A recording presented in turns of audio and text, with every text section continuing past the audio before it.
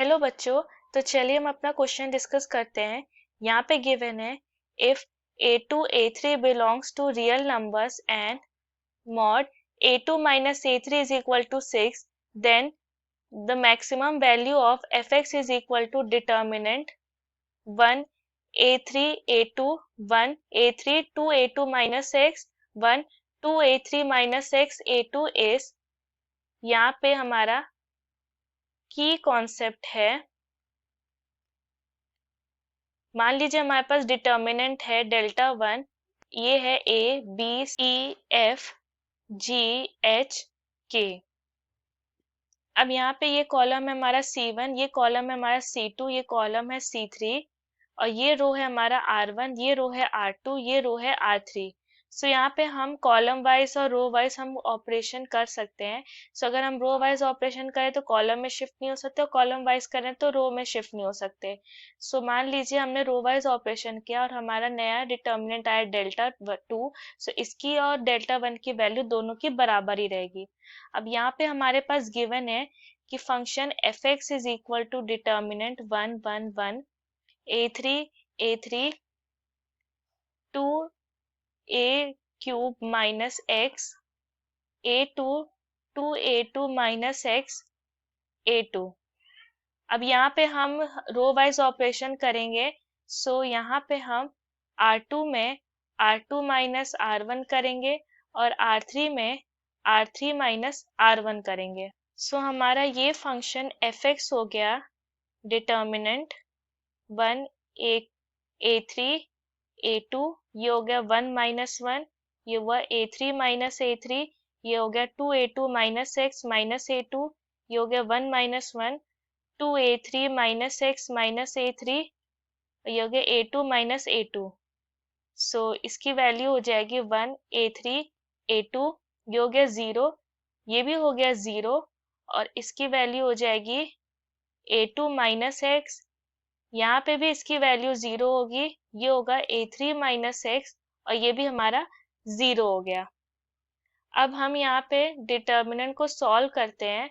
सो यहाँ पे function F x हो जाएगा, फर्स्ट एलिमेंट जिस भी रो और कॉलम में बिलोंग करेगा उसके सारे एलिमेंट्स को छोड़ के बाकी एलिमेंट्स को उसी ऑर्डर में लिख लेते हैं। नेक्स्ट है प्लस ए थ्री, ये भी ऐसे ही होगा, A two minus x zero, ये zero plus a two multiplied by zero zero zero A three minus x. अब इसको सॉल्व करने के लिए पहले इन दोनों को मल्टीप्लाई करेंगे, फिर माइनस करेंगे इन दोनों के मल्टीप्लिकेशन से। सो यहाँ पे हम देख सकते हैं कि इससे मल्टीप्लाई करेंगे, ये जीरो ये भी जीरो, सो ये टर्म हमारा जीरो होगा, उसी तरह से ये टर्म भी हमारा जीरो हो गया। सो यहाँ पे जो हमारा फंक्शन एफ एक्स बना, F X will be equal to minus A two minus x multiplied by A three minus x. So ये फंक्शन एफ एक्स बना, माइनस इसको एक्सपेंड करेंगे सो होगा A two A three plus X square minus A three X minus A two x.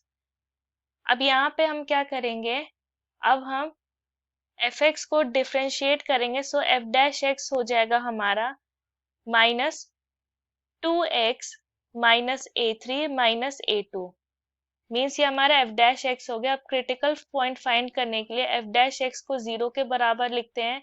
So ये हो जाएगा minus two X minus A three minus A two, इसकी value हो जाएगी जीरो।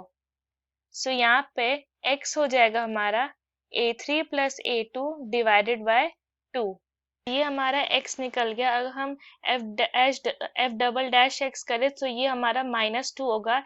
इट मीन्स दैट कि ये हमारा, अगर ये हमारा ये नेगेटिव है, सो इट मीन्स दैट ये हमारा मैक्सिमा हुआ। सो eight x is equal to a3 plus a2 divided by 2, fx has maximum value. सो यहाँ पे हमारा fx है माइनस, ये है हमारा a2 minus a3, a2 minus x multiplied by a3 minus x. So यहाँ पे x की वैल्यू पुट करते a2 minus a2 plus a3 divided by 2 multiplied by a3 minus a2 plus a3 divided by 2।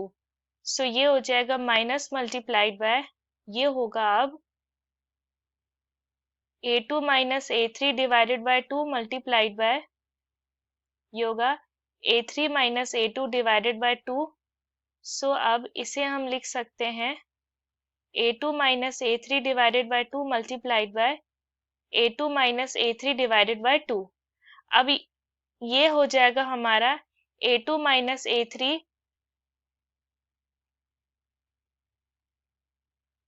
इसका whole square divided by 4। अब यहाँ पे mod a2 minus a3 हमारा 6 है, सो 6 का स्क्वायर होता है 36 डिवाइडेड बाय 4, सो इसकी वैल्यू 9 हो गई। ये हमारा फाइनल आंसर हुआ। I hope the concept is clear. Thank you.